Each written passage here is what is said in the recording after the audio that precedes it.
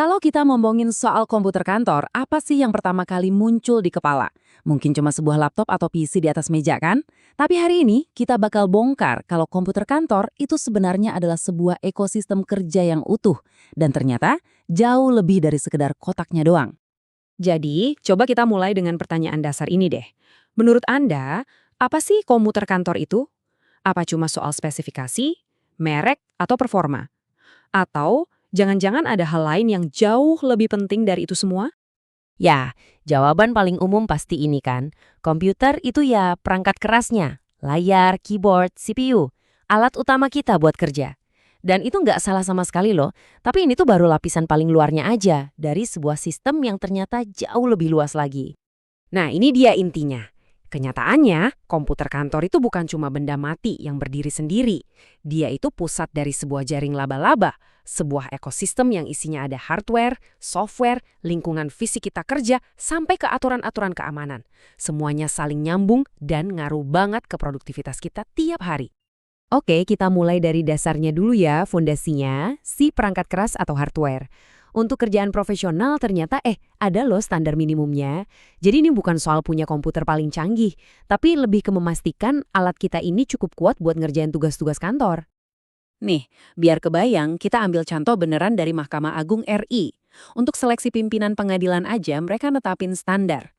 Minimal prosesornya harus setara Core i3, RAM-nya 8 GB, dan harddisk 120 GB.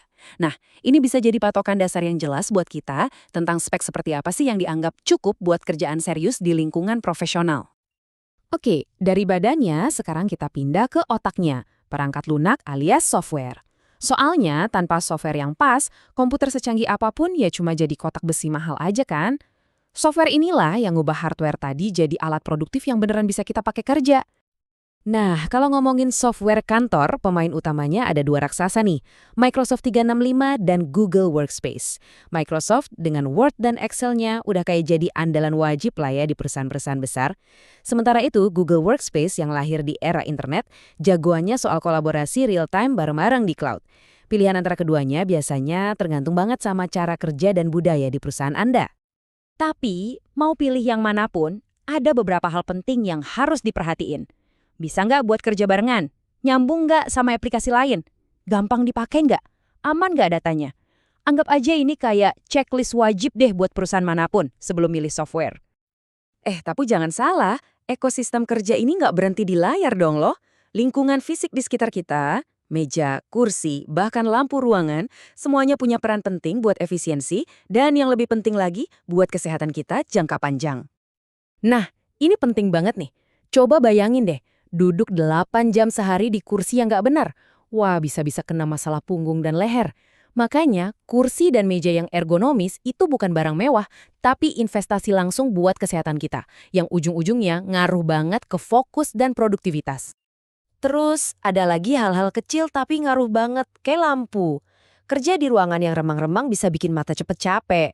Dan ya walaupun sekarang serba digital, percaya deh urusan cetak-mencetak, scan atau fotokopi dokumen fisik itu ternyata masih sering banget kejadian di banyak kantor. Kalau soal printer, pilihannya banyak banget dan harganya juga macam-macam. Ada model kayak HP Inktank 315 atau Epson EcoTank L3210 yang udah bisa semuanya, cetak, pindai, salin, dengan harga yang cukup oke. Kalau butuh yang lebih fleksibel tanpa kabel, ada juga opsi kayak Brother DCP T520W. Oke, bagian terakhir ini mungkin nggak kelihatan wujudnya. Tapi ini krusial banget. Ini adalah lapisan keamanan, kebijakan, dan cara kita mengelola aset. Anggap aja ini kayak satpam atau benteng digitalnya yang ngejaga semua komponen lain biar tetap aman dan jalan lancar. Biar nyambung ngomongin keamanan siber, kita harus kenal dulu sama istilah ini, perangkat endpoint. Ini istilah resmi dari pemerintah buat nyebut semua perangkat, laptop, PC, HP yang nyambung ke jaringan. Kenapa ini penting? Soalnya, tiap perangkat ini bisa jadi pintu masuk buat masalah keamanan. Nah, dari aturan yang sama, sebenarnya ada 3 tips simple yang bisa langsung kita lakuin. 1. Wajib pakai software asli biar nggak kena malware. 2. Rajin ganti password, minimal 90 hari sekali. 3. matiin Bluetooth atau Wi-Fi kalau lagi nggak dipakai. Sepele kelihatannya, tapi dampaknya gede banget. Nah, ngomongin soal manajemen, coba deh lihat kutipan dari jurnal ini. Ini masalah klasik banget di banyak perusahaan. Mengelola semua aset IT perusahaan, laptop, software, dan lain-lain, cuma pakai spreadsheet manual, itu resep jitu buat bikin pusing kepala. Datanya jadi nggak akurat, jadwal maintenance kelewat, asetnya bisa hilang. Kalau dibandingin gini, solusinya jadi jelas banget kan? Begitu pindah dari cara manual ke sistem otomatis, data langsung jadi lebih akurat, kita bisa lihat posisi aset kapan aja, dan jadwal perawatan jadi lebih gampang. Ini bukan cuma soal biar rapi aja, tapi ujung-ujungnya soal efisiensi dan hemat biaya perusahaan.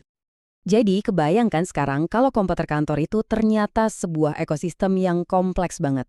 Pertanyaan besarnya adalah setelah ini mau kemana arahnya? Dengan AI yang makin canggih dan cara kerja kita yang terus berubah, gimana ekosistem ini bakal berevolusi lagi? Wah, ini bakal menarik banget buat kita lihat sama-sama.